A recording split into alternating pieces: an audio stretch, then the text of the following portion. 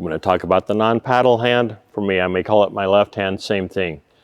If you've watched any of my videos, you know that I strongly feel like the non-paddle side of my body is just as important as the paddle side. All of this side of my body has things it needs to be doing for every shot. The hand is no exception. So as we're hitting these drives, these ground strokes, I tend to have the analogy of a softball player or a baseball player. So as they're out playing their game, the ball comes in, they're looking the ball into their glove, which is usually on, for me, my left hand, because I'm a right-handed person. So they would catch this ball, they would look this ball into their glove, take the ball out of their glove, and throw it to whoever they're going to throw that to. Same thing for us in pickleball is if I can have this hand out in front where this ball would hit my hand, I know where this ball is going to be at some point in time, and that's the whole point. As this ball's coming in, I want to have this hand here so that that ball would hit my hand as it comes in. I know where this ball is going to be. It gives me a good reference point. Just before that ball gets here, I start rotating my shoulder, so I pull the shoulder away. My hand has to go with it and get out of the way.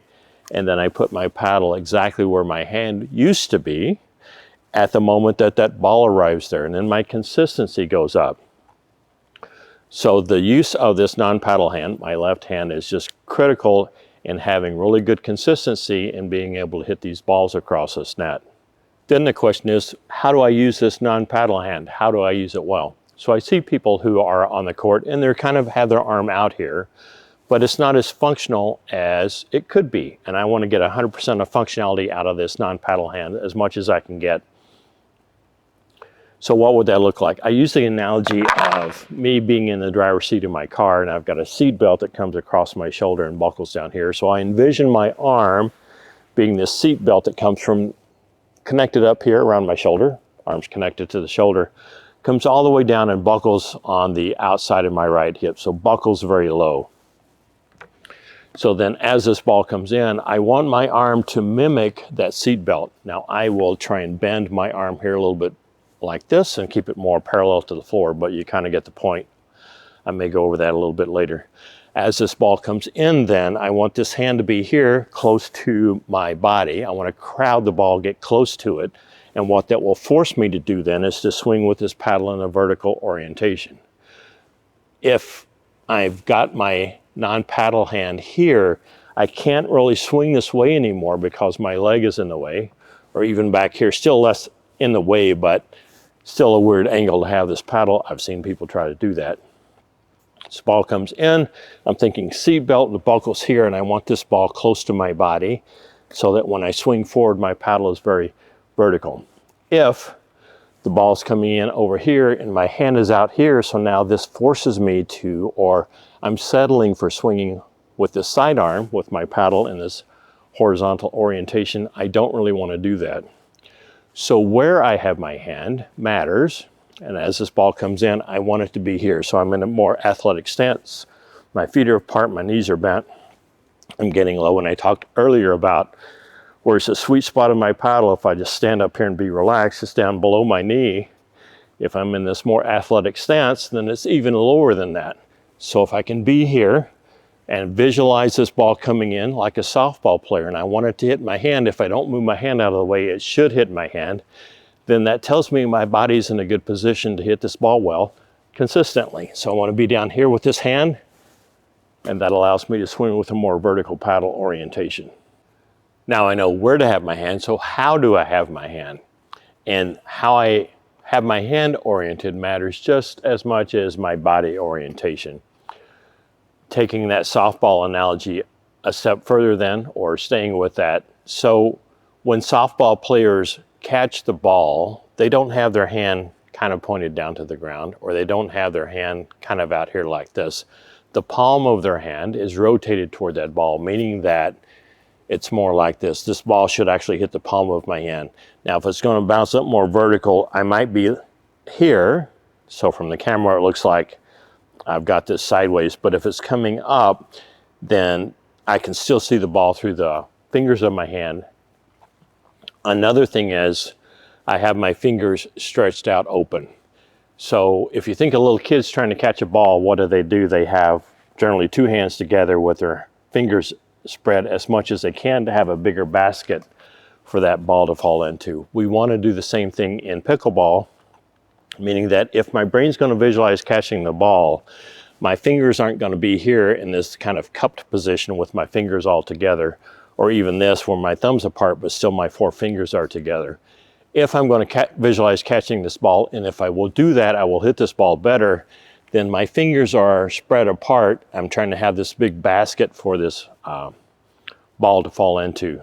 So ball's coming in, my hand's down here, and my palm is rotated toward that ball as it's coming up off the floor, and my fingers are spread apart. I was working with a student the other day, they were having a little bit of trouble hitting as consistently as they should have been on this forehand drive, and they were doing this, and we stopped and talked about spread those fingers apart and visualize catching this ball.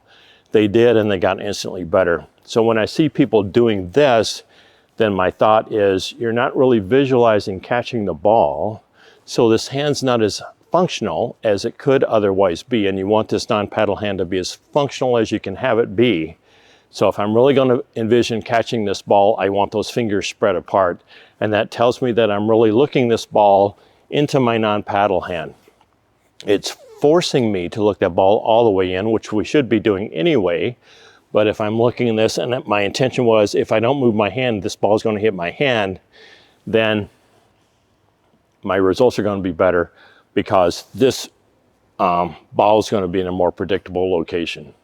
As I'm doing this, I want my hand to be in a location that makes sense to my brain that I could hit this ball well. So let's say I held a ball in my hand. I wouldn't really hold this ball way out here to let the ball go and hit it. And I wouldn't really hold it way out here to hit it, or I wouldn't really hold it way back here to hit it.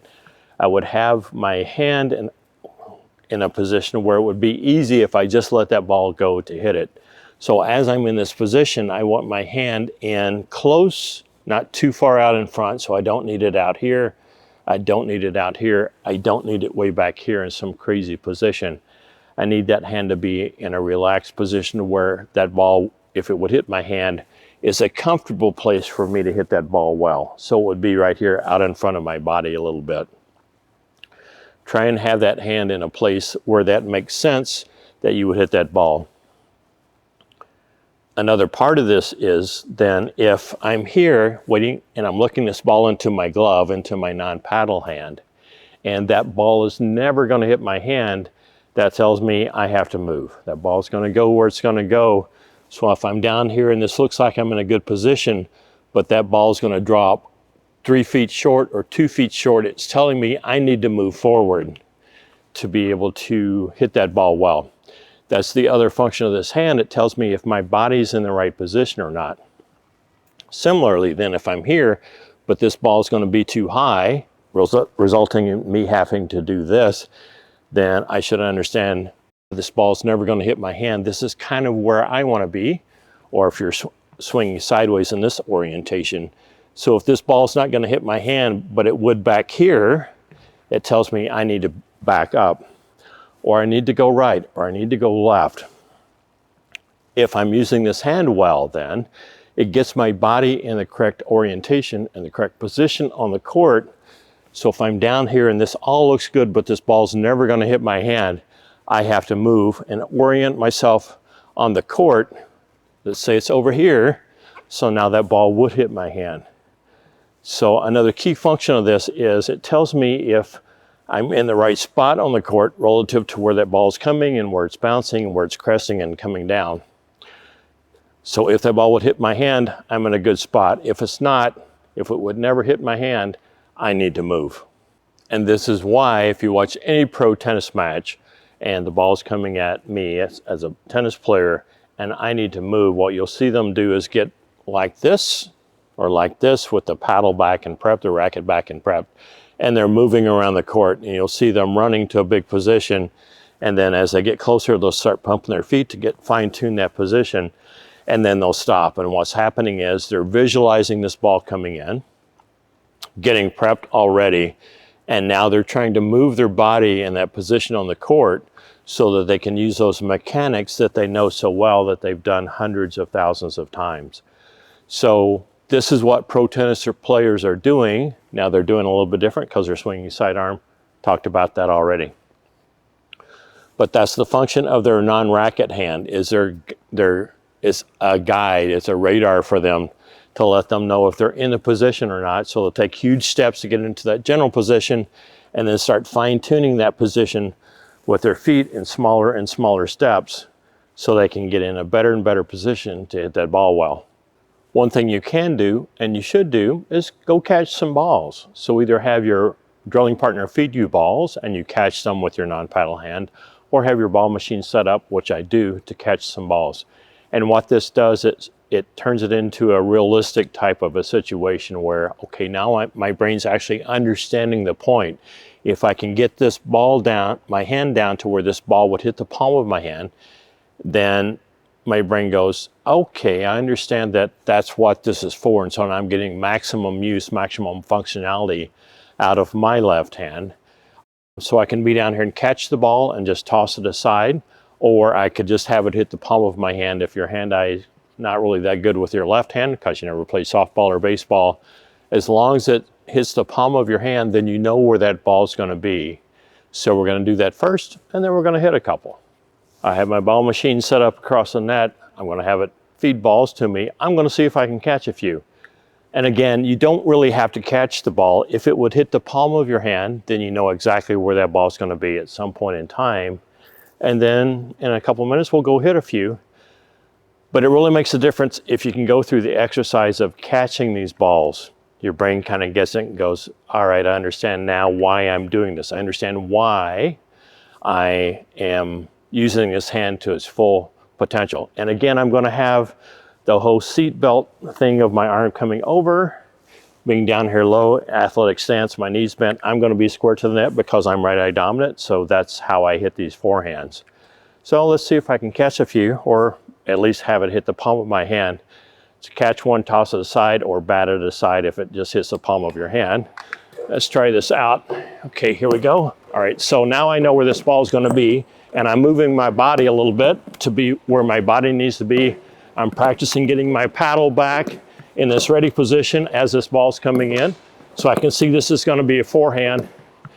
And so now my brain goes, I know where this ball is now. And I'm trying to put my hand in this position. Oh, I didn't catch that one. To where I would hit that ball well. That was a little bit short. I probably should have moved forward on it. But if I can do this, so now I'm focusing on this ball all the way in. I have to do that or I'm never going to be able to catch this ball. So do this for a little bit and your brain goes, oh, okay, I get it. I understand now why I'm doing this. Let me get my machine turned off. I understand the purpose why I'm doing this. And now I have full functionality as much as I can get out of this non-paddle hand. If I can catch this ball, I have to focus on it all the way in, which we should always keep our eye on the ball, keep our dominant eye on the ball. Focus on the ball all the way in. If I can get my hand down there in that position where it wants to be, so I'm not out here side arm, or I'm not over here. Granted, I knew where these balls were coming, so it's a little bit easier to do. But I'm having this ball down low, my athletic stance, my paddle's back and prepped. And if that ball would hit my hand, which those did, then I should be able to hit that ball well when I move my hand out of the way. So let's go do that. I'm going to hit some balls. Trying to do the same thing I was just doing with my hand out there. So thinking of the seat belt, it buckles low down here, athletic stance, my feet apart. I'm going to be square to the net because I'm right eye dominant. Paddle back and prepped. So I want my paddle back and ready to go at the latest by the time that ball bounces. If I'm still prepping after that ball is bounced and coming up off the floor, I'm late. You watch pro tennis players run around the court, they've already got their racket prepped and they're moving. We need to be comfortable getting this paddle back and prepped and hanging out here for a little bit before we swing forward. I'm going to try and, these balls are coming kind of low out of my machine. It's fine, you got to hit tough balls every once in a while. Again, get your drilling partner to feed you balls that you catch for a little bit and then you hit, or get a ball machine, does the same thing. Let's see if I can hit a few balls here. Okay, hand out in front toward the ball. My fingers are spread apart. I'm down low. Paddles back and prepped. I hit those both in the net. That's better. That's better. That's better. Gonna exhale while I hit. I was early on that one. So we want to practice looking this ball into my non-paddle hand, and that's going to help me visualize catch this ball, and then I know exactly where this ball is going to be, and I will have a better contact point. So looking this ball all the way into my hand, just before that ball gets there, I want to rotate this shoulder out of the way and get a little bit of shoulder rotation. I'm not hitting these very hard really. So I don't, even though I'm driving, these are ground strokes. It doesn't mean I have to hit these at max power. I can be relaxed and hit these. I'll talk about the other components of what I'm doing later on in these series, like I'm exhaling. With each hit, I'm not, because I'm talking. Trying to keep my eyes focused on this ball the whole time. That didn't sound good. Mishit it a little bit. So that's what that looks like. That machine stopped. Same thing I was doing when I was catching the ball then, right? So I'm down here low, hand, I'm using it, I'm trying to get as much functionality out of it as I can. So if that ball would hit my hand, if I didn't move it, I know exactly where that ball's gonna be. Then I start the rotation, pull this hand out of the way, paddle's already prepped back here. Pull this hand, shoulder rotation, gets the hand out of the way, put my paddle exactly where my hand used to be. So ideally then, we're here, more vertical and not out here. And as I talked about in the first two videos, why this is better, the paddle angle matters less. It just goes a little bit left or right. The only thing I have to worry about is my timing, if I'm on time or not, and that ball will stay low over the net. Go practice this. Practice catching the ball. It will make a difference. Make sure our fingers are spread apart. That hand's out in front of the ball. If you played softball, you've got an advantage because you know looking the ball into your glove. Staying low, rotating into that ball, having that paddle back and prepped.